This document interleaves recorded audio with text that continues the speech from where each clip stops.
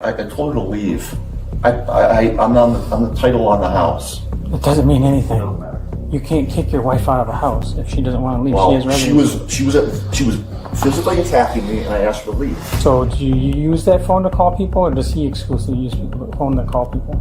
It's my son's phone, so he uses it. So it'd be his property then, right? You paid for it? It's not his property. It doesn't matter who paid for it. It does, officer. And the last time I checked, it does. On February 22nd, 2026, a mother called 911 in panic after a domestic dispute inside her home allegedly turned physical. According to the call, her husband Brad had gotten into a confrontation with both her and her son, broke their phones, and forced them out of the house. When officers returned to question him, we're back. Hi for coming in again. I just got some follow-up questions to ask you. Thank you for coming.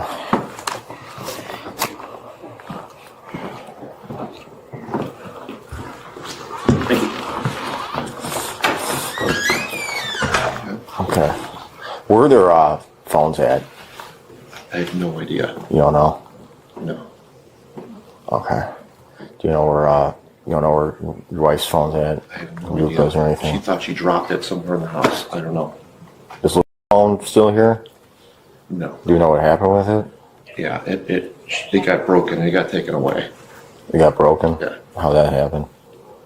Yeah, I threw it away because he was using inappropriate language. Okay. Okay. So you threw his phone away? It did. Is it in the garbage stuff? It is.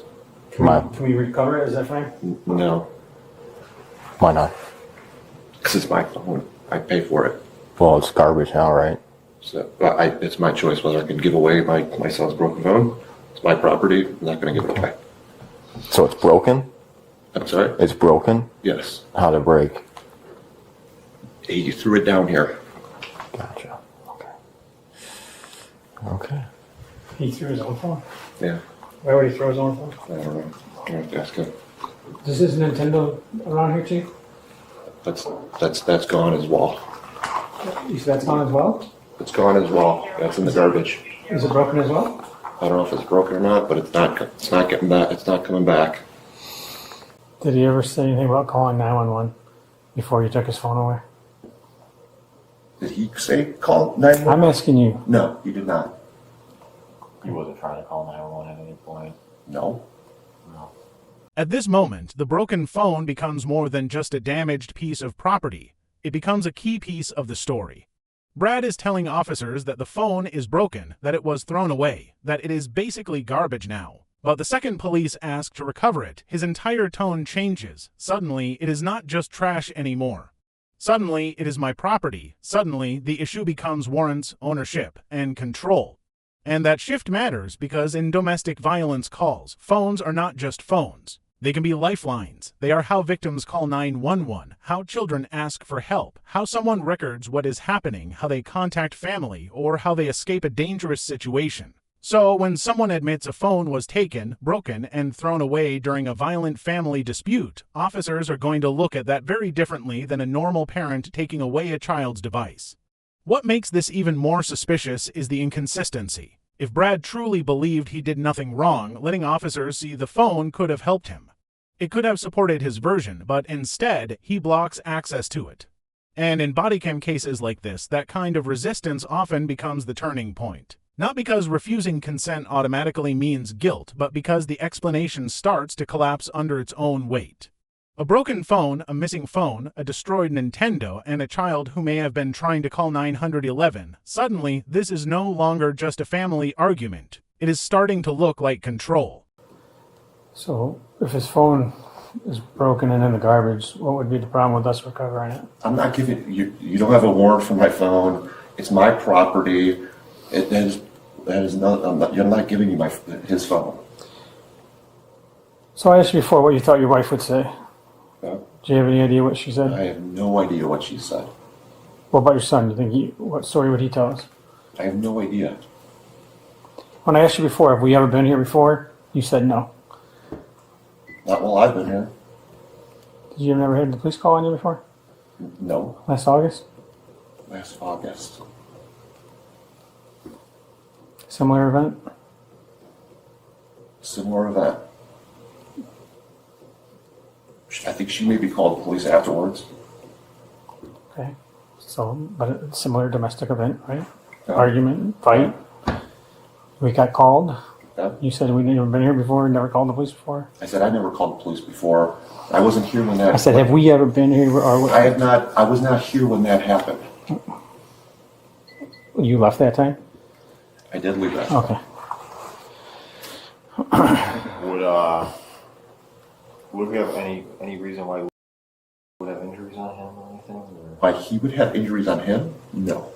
no reason at all? No. So,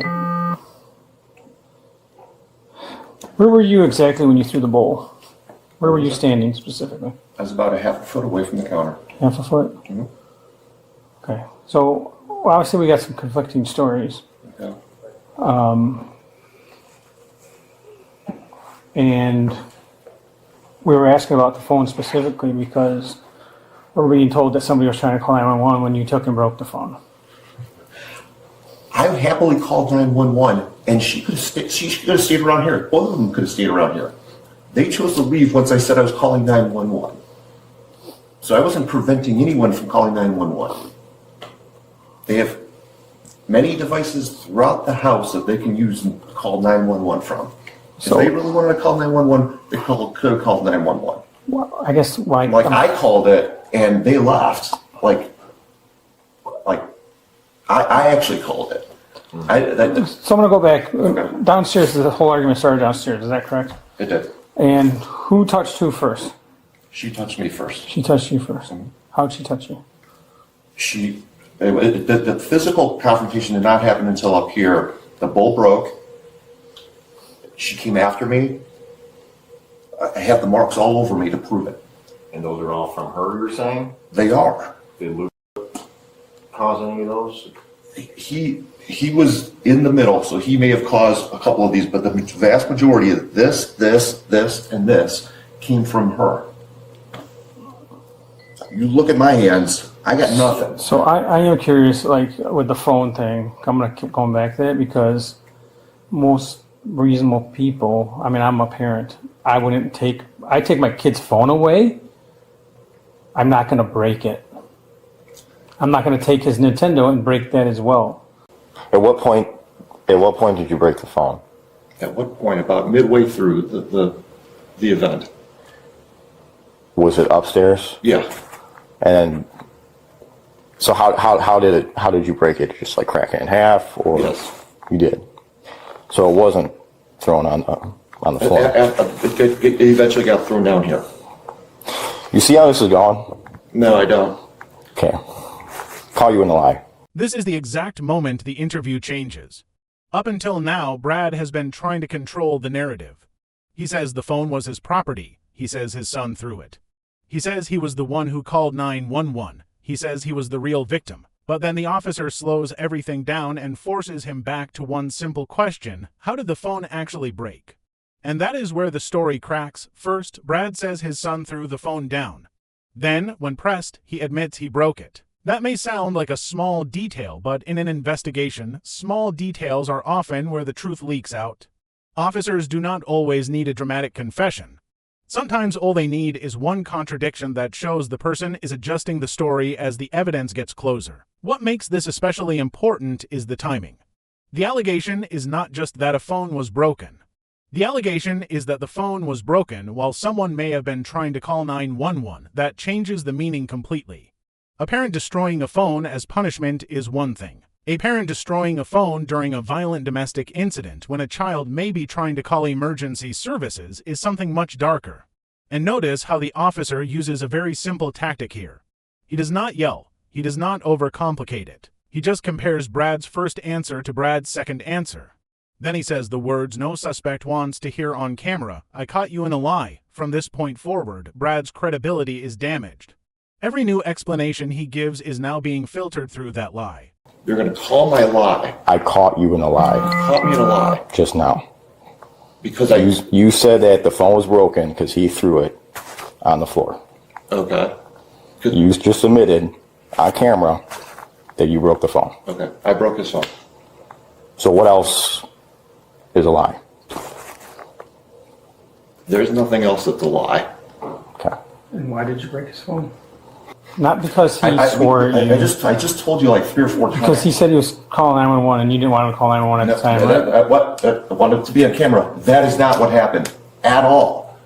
I have no idea, but I know that I called 911 while they were still here. They could have happily stayed While they here. were packing up to leave, right? That's when you called? No, they were doing in the house. The reason you don't want us to have the phone is because it's broken? Why And because would- it's yours. Because it's mine. It's my property. Yes, absolutely, 100%. So do you use that phone to call people, or does he exclusively use the phone to call people? It's my son's phone, so he uses it. So it'd be his property now, right? You paid for it? It's not his It doesn't property. matter who paid for it. It does, My- officer. And the last time I checked, it does. I own it. I paid for it. I paid the bill on it. It's my phone. I'm pretty sure that makes it my phone. I don't know about what kind of law they're teaching these days, but that would make it my property. He's the one that exclusively uses it. Right? He, Just 'cause- he, I mean, he exclusively uses a lot of things. That doesn't make it yours. You can rent something, you exclusively use it. That doesn't make it. It's not yours. okay. Where's your wife's phone? Where's my wife's what? Phone. I have no idea where her phone's at. Where does she normally keep it? Where does she normally keep it? I mean, she's your wife. Don't you know? In the Like, bedroom, around the house? I have no idea. She thought she dropped it at some point. during the dispute, you're saying? That's what she was claiming. Yes. Do you have? Is it in the basement, you think?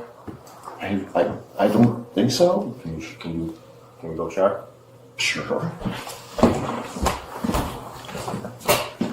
You know, actually, like, am I under arrest? Are you guys? I'm sorry, you don't have permission to go down there. You don't have permission to go down there. You don't have permission to go down there. Like, like, I'm gonna ask this. Am I under arrest? So we obviously talk to them, okay? Yep. And that changes things because we get more information Yep. based on what they're telling us. So that's why we came back here to talk to you again, to I give gave you my wife ample time to look for her phone. She did not find it. It may be in the basement. It may not be in the basement. I have no idea. But I'm not gonna have you go through my house. It doesn't have a warrant. I'm clearly the person that got beat the out of Okay, here. but do you realize you're not the only person with injuries in this situation? Really? Yeah. Okay. So that's why we came back here, to give you an opportunity to explain how he has injuries, how your wife has injuries. Really? I'm not lying Okay. to you. Well, that's going to be her word against my word because I did not touch her outside of going like this and trying to get her out of the house. This part is extremely important because it shows one of the biggest misunderstandings people have during domestic calls. Brad keeps coming back to ownership. He says he is on the title. He says he pays for the phone. He says the property belongs to him. But the officers are focused on something different: residency, safety, and whether a crime occurred. When an officer asks, "Does she live here?" that question is not random. It goes directly to whether Brad had the right to force her out. If she sleeps there, keeps her belongings there, and lives there as her residence, then he cannot simply decide she has to leave because he is angry or because his name is on the paperwork. That matters because abusers often use property and ownership as tools of control. "This is my house, that is my phone, I pay the bills, you have to leave." Those statements may sound like arguments about money or legal title, but in a domestic violence context, they can become a way to isolate someone, silence them, or make them feel trapped. And the officer shuts that down clearly. Being on the title does not give someone the right to physically remove a spouse from the home. It does not give someone the right to break devices, block access to communication, or turn a shared residence into a place where only one person has power. This is why the body cam is so revealing. Brad keeps trying to frame everything as property. The officers keep bringing it back to people: the wife, the child, their injuries, their phones, and their ability to call for help. That difference tells you exactly what this case is really about. Does she live here? Does she live here? Yeah, does she live here? What do you think? I'm asking you. Does she live here? Does she stay here every night? Yeah, she does. Okay, she has residency. You can't kick her out of the house. That's how. I told her to leave. I'm on the title on the house. It doesn't mean anything. Doesn't matter. You can't kick your wife out of the house if she doesn't want to leave. Well, she has residency. she was physically attacking me, and I asked her to leave, and she left. It's part of the phone right here.